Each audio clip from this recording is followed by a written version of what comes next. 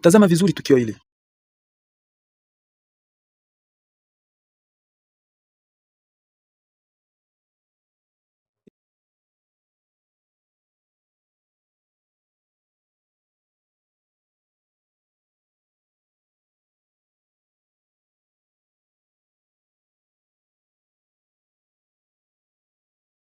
Hicho ulichokiona kinaitwa kwa lugha rahisi tu ni heshima na adabu.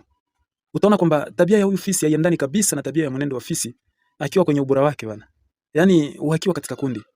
Kwa kuwa fisi huwa bora na mwenye nguvu akiwa katika kundi na wakiwa wengi. Fisi akiwa mwenyewe mheshimu sana chui kwa sababu anajua kwamba ikiwa akiingia kwenye pambano la vita naye 9 kwa 10 kama sio 10 kwa 10 ushindwa au kwa wakati mwingine uwawa kabisa. Na hicho ndicho kilicho prove akili yake ya kuepuka matatizo. Anaenda kumkwepa chui kwa umbali mrefu. Hakuna kumwangalia usoni wala kumchokoza kabisa. Ninachokiona ni mnyama mwenye akili. Anajua namna gani ya kukimbia tatizo na shida asizoweza kuzimudu. Na hiyo ni ili kuendelea na safari yake. Sasa angalia kitu ambacho fisi wanaweza kufanya wakiwa kundi. Sitaonyesha vingi ila inashangaza sana. Katika kundi wanaweza kufanya jambo hatari sana. Yaani waogopi kushambulia wanyama wa mituni wenye nguvu zaidi. Unaweza kuwawekea mwanadamu mwenye uwezo na mwenye kila silaha ila waogopi kushambulia bro.